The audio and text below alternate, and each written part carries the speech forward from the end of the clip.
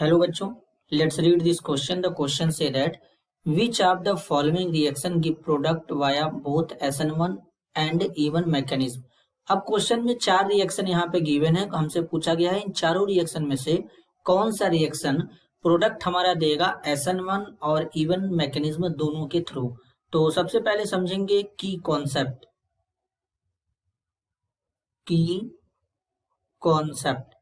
की कॉन्सेप्ट होगा SN1 and E1 reaction. अगर SN1 की बात करें तो इसका मतलब होता है न्यूक्लियोफिलिक सब्स्टिट्यूशन रिएक्शन और 1 का मतलब होता है यूनिमोलिक्यूलर। E1 का मतलब होता है ई में एलिमिनेशन रिएक्शन है और 1 का मतलब होता है यूनिमोलिक्यूलर। इसका मतलब दोनों के दोनों हमारे फर्स्ट ऑर्डर ऑफ रिएक्शन को फॉलो करते हैं। तो सबसे पहले अगर बात करें यहाँ पर तो ऑप्शन ए में दिया है CH3 का थ्राइस CBr, जिसे टर्शियरी ब्यूटाइल ब्रोमाइड कहते हैं। तो अगर हम बात करें टर्शियरी ब्यूटाइल ब्रोमाइड की तो बेसिकली कुछ इस तरीके से इसका स्ट्रक्चर बनेगा CH3 CH3 Br, इसे टर्शियरी ब्यूटाइल ब्रोमाइड कहते हैं। अब अगर बात करें तो बेसिकली चाहे E1 रिएक्शन हो या SN1 रिएक्शन हो, जब इसको पोलर प्रोटिक जैसे सॉल्वेंट जैसे कि वाटर है, एथिल एल्कोहल है, अब बेसिकली अगर यहाँ से OH माइनस आयन दिख रहा है तो जब इसके साथ बेसिकली यहाँ पे जब ट्रीट करेंगे यहाँ पे तो ये क्या होगा, जो वाटर है या एल्कोहल है तो इनके थ्रू सब ट्रीट करते हैं इनके साथ में, तो बेसिकली ये दोनों पाथवे से जाते हैं, SN1 से भी जाते हैं, E1 से भी जाते हैं। SN1 से जाएगा तो बेसिकली एल्कोहल बना लेगा और E1 से जाएगा तो एल्कीन बनाएगा। तो कुछ इस तरीके से यहाँ पर, लेकिन दोनों कंडीशन में जो इंटरमीडिएट होता है वो इंटरमीडिएट क्या होता है, कार्बोकैटायन ही बनता है। तो अगर हम बात करें तो सबसे पहले क्या होगा, सबसे पहले यहाँ से ये Br माइनस बाहर निकलेगा। तो जैसे ही Br माइनस यहाँ से बाहर निकलेगा कुछ इस तरीके से, तो यहाँ पर क्या हो जाएगा, एक कार्बोकैटायन का फॉर्मेशन हो जाएगा और कार्बोकैटायन जो होगा वो प्लेनर होगा कुछ इस तरीके से। यहाँ पर इस तरीके से कार्बोकैटायन का फॉर्मेशन हो जाएगा। अब जब इस कार्बोकैटायन को बेसिकली क्या करेंगे, यहाँ पर इस तरीके से क्या करेंगे, अगर वाटर के साथ ट्रीट कर देंगे, बेसिकली यहाँ पे H2O ले लेते हैं तो वाटर के साथ ट्रीट कर देंगे पहले। तो जब वाटर के साथ ट्रीट करेंगे तो यहाँ पर क्या होगा, ऑक्सीजन के पास लोन पेयर होते हैं, तो ये क्या करेगा, इस इलेक्ट्रोफिलिक सेंटर पे अटैक करेगा। तो अटैक करने के बाद कुछ इस तरीके से यहाँ से बना लेगा CH3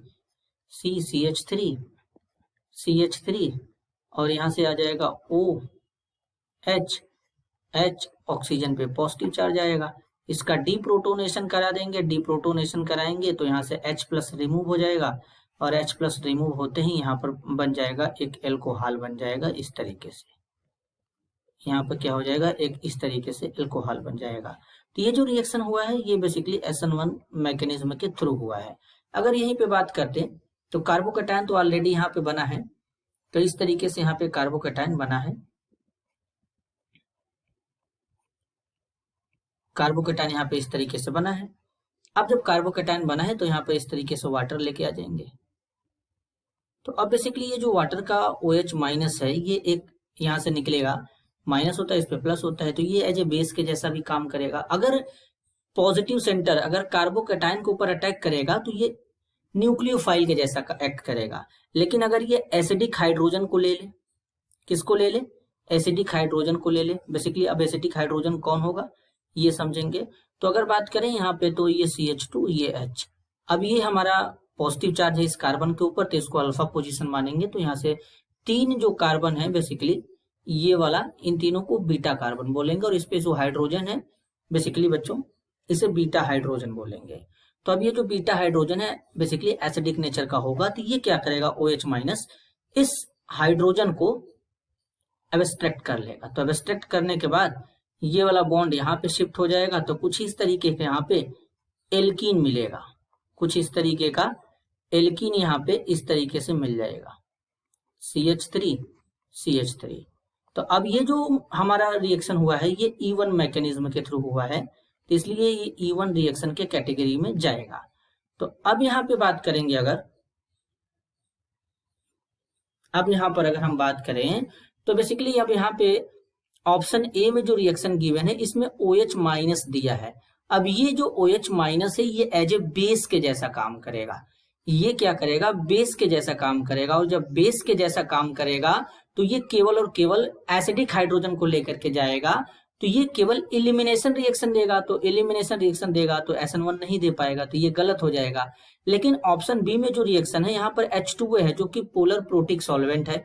तो यहाँ पे ये जो OH माइनस है जब इस एसिडिक हाइड्रोजन के ऊपर अटैक करेगा तो वो एज ए बेस के जैसा काम करेगा, और जब कार्बोकेटाइन के ऊपर अटैक करेगा तो ये क्या करेगा? यहाँ पे कार्बोकेटाइन के ऊपर जब अटैक करेगा तो ये हमारा क्या करेगा? न्यूक्लियोफाइल के जैसा काम करेगा। तो ये जो ऑप्शन बी है ये SN1 और E1 दोनों रिएक्शन को देगा। इसी तरीके से ऑप्शन सी में देखेंगे तो यहाँ पर एक एल्कीन है, तो बेसिकली अब यहाँ पर तो हमारा SN1 और का फॉर्मेशन नहीं होगा, तो ये भी गलत हो जाएगा। ऑप्शन डी में यहाँ पर एल्कोहल है जो कि एक पोलर प्रोटिक सॉल्वेंट है, तो ये भी हमारा SN1 और E1 दोनों देगा, तो ऑप्शन डी भी करेक्ट रहेगा। तो इसमें जो करेक्ट आंसर होगा वो ऑप्शन बी और ऑप्शन डी होगा इस क्वेश्चन के लिए। तो this is your answer. I hope you understood it well. All the best.